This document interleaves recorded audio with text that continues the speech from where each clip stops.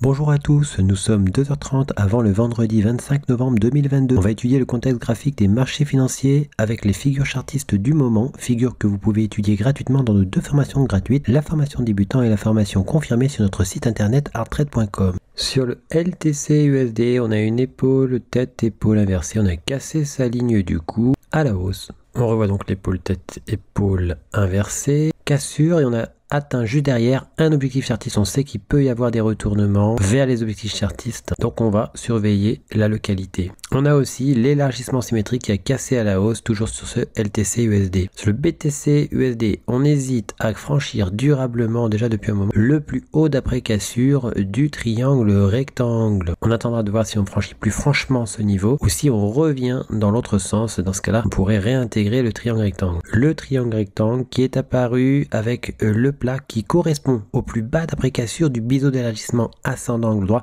montrant une certaine difficulté pour la baisse. On a toujours le drapeau et l'épaule tête-épaule qui ont des objectifs baissiers. Sur le THUSD, on a un canal parallèle qui s'est formé en frôlant le plus bas ici et qui casse à la hausse, donnant des objectifs haussiers. À noter que du coup ça forme un plat en bas et que si on cassait ce plat en bas, on aurait alors un triangle rectangle qui casserait à la baisse. On voit que l'on est revenu un peu au-dessus du plus bas d'après cassure de l'épaule tête-épaule.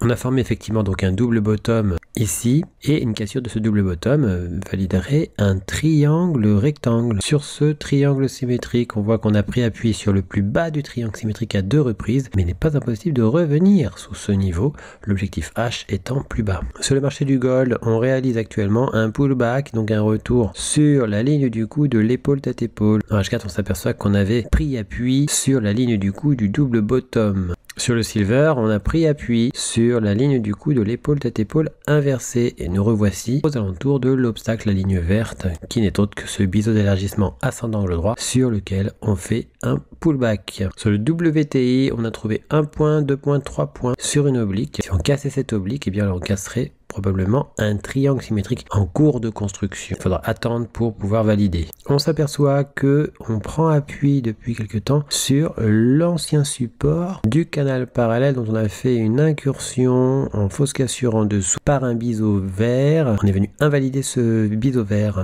récemment. C'était aussi une prise d'appui sur le plus bas du triangle rectangle qui a créé un rebond assez dynamique, montrant effectivement un obstacle notoire. Sur le CAC 40, on est venu très proche du demi-objectif H du drapeau bleu qui est toujours actif. On s'aperçoit que le dernier plus haut atteint correspond à l'objectif H du canal parallèle mauve. En H1, on a toujours le demi-objectif H du biseau d'élargissement ascendant angle droit. Même si on est revenu sous la ligne de résistance, eh bien on continue de progresser. Sur le DAX, la progression ne semble pas vouloir s'arrêter depuis qu'on a cassé ce biseau descendant. Sur le UK100, on a rencontré un obstacle, c'est ce plus haut. Sur le Dow Jones, on a toujours le drapeau qui donne des objectifs haussiers. On pourrait réaliser aussi l'objectif H du double bottom. Sur le S&P 500, on a aussi le drapeau. On vient de buter contre son plus haut qui peut être un obstacle. En H4, on a toujours l'objectif H du canal parallèle qui permettrait, s'il était atteint, d'invalider donc la tasse avec anse. Celle-ci n'est pas encore invalidée. On pourrait très bien redescendre et recasser la ligne du coup de cette tasse avec anse. Sur le marché du Nasdaq, on a toujours l'épaule tête-épaule inversée, cassure de la ligne du coup. On est revenu sur la ligne du coup, mais on voici au-dessus. On est au-dessus aussi de l'ancien support du biseau d'élargissement descendant angle droit. On est autour de ce support. On pourrait très bien repartir dessous pour aller à l'objectif H de la figure verte. Sur le USD-CAD, on avait cassé un triangle symétrique à la baisse, mais on s'aperçoit qu'on est maintenant sorti tout récemment, cassure tout récent, d'un biseau descendant qui s'est fait sous l'obstacle sensible. Le biseau descendant aurait donc probablement ou possiblement franchi l'obstacle sensible en exagérant un peu la baisse grâce à un biseau descendant que l'on voit ici, biseau descendant effectivement très pur avec une cassure récente, 1 point, 2 points, 3 points sur la résistance, 1 point, 2 points, 3 points sur le support, puis une belle oscillation dans ce biseau donc qui permettrait, si on atteignait son objectif, de réintégrer le dessus de la ligne du coup de la tasse avec anse. Ce qui pourrait permettre par la suite, pourquoi pas, de rejoindre la ligne du coup de l'épaule tête-épaule que l'on voit en H4. Cette épaule tête-épaule, on était venu quasiment toucher la ligne du coup, il n'est pas impossible de remonter pour venir la toucher vraiment. Sur le GBP-NZD, on avait la ligne du coup d'une épaule tête-épaule, on a formé un triangle symétrique qui a tenté une cassure haussière avant une réintégration. Impossible de repartir à la baisse et de casser à la baisse le support de ce triangle symétrique. Le contexte, eh bien on le voit bien effectivement, l'épaule tête-épaule et un triangle symétrique qui pourrait prendre le relais pour repartir vers la baisse. Sur le CAD-CHF en M5, on a trouvé une épaule tête-épaule inversée dans une localité intéressante. Épaule tête-épaule inversée, effectivement, cassure et on oscille autour de la ligne du cou. C'est ici qu'on a trouvé l'épaule tête-épaule inversée. On est sous le niveau majeur ici. On pourrait très bien revenir sur ce niveau. Sur l'euro-dollar en M30, on a atteint le demi-objectif H du drapeau qui est toujours en activité. En weekly, on s'aperçoit qu'on pourrait continuer la progression pour aller vers le triangle symétrique. Pourquoi pas un pullback dessus. Sur le AUD-CHF en M30, on avait cassé ponctuellement le drapeau avant de le réintégrer, mais regardez, on recasse ce drapeau, on pourrait très bien s'orienter vers les objectifs chartistes de ce drapeau, ainsi que vers l'objectif chartiste, l'objectif H du triangle rectangle mauve. Sur l'euro GBP, on avait cassé l'épaule tête-épaule à la baisse, on a fait son objectif H et on a reconnu un nouveau point, un point, 2 points, 3 points sur ce plat remarquable, cette ligne bleue. Si on transperçait ce niveau, eh bien, on pourrait rejoindre l'objectif H du VTOP, mais pour l'instant, cela propose un obstacle. Sur l'euro CAD, eh bien, on est au-dessus du plus haut d'appréciation de ce double bottom. Sur le USD JPY, on pourrait venir retester le dernier plus bas d'appréciation de la tasse avec anse, qui a des objectifs baissiers. Sur le AUD USD, on a trouvé 1 point, 2 points, 3 points qu'on a cassé. C'est un drapeau qui prend le relais pour une progression potentielle haussière vers l'objectif H de l'épaule tête-épaule inversée. En daily, toujours sur le AUD USD, eh bien on s'aperçoit qu'on a toujours le potentiel d'un scénario en simple pullback sûr et même un peu à l'intérieur de l'élargissement symétrique avant éventuellement une redescente, une recassure pour atteindre par la suite l'objectif H de l'élargissement symétrique à surveiller. Sur l'euro AUD, on est dans un canal parallèle vert. Si on cassait ce canal parallèle vert à la hausse, eh bien on validerait les critères d'un drapeau qui pourrait donc invalider totalement le double sommet. Double sommet où on pourrait très bien atteindre l'objectif H s'il y avait une redescente effectivement. On pourrait atteindre l'objectif H et puis une réintégration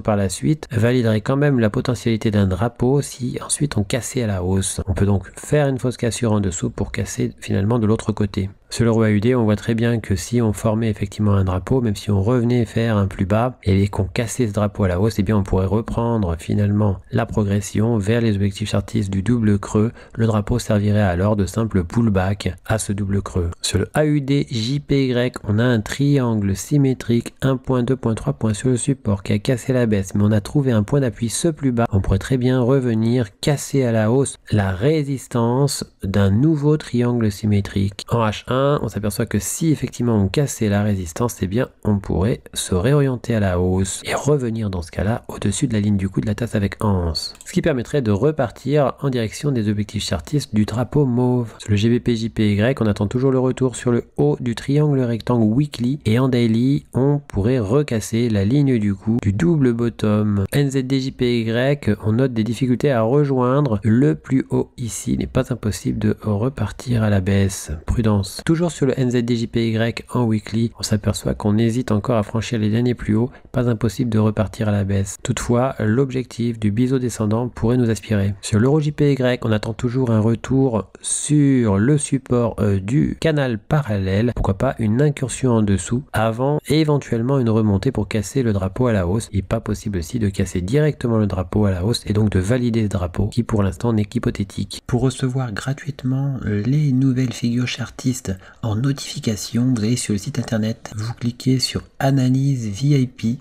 Une fois que vous êtes sur analyse VIP, vous cliquez sur s'abonner et puis vous n'aurez plus qu'à vous inscrire ici. Vous mettez un mail, un mot de passe, vous indiquez que vous n'êtes pas un robot et vous mettez s'inscrire. Vous serez alors abonné, vous recevrez toutes les notifications des nouvelles figures trouvées, que ce soit les figures chartistes ou les figures harmonique, figure que vous pouvez étudier gratuitement dans nos 2 formations gratuites, le niveau débutant et le niveau confirmé. On a encore 3 autres niveaux qui eux sont payants. En cliquant sur figure chartiste, vous arrivez sur la liste des figures chartistes du moment que l'on a posté. Vous retrouvez aussi les vidéos concernant les analyses chartistes du moment. N'hésitez pas à venir aussi nous découvrir sur notre blog, tout en haut ici, blog. Vous y trouverez nos derniers posts, les défis Art Trade, ainsi que toutes les nouvelles Art Trade. À bientôt sur notre site arttrade.com.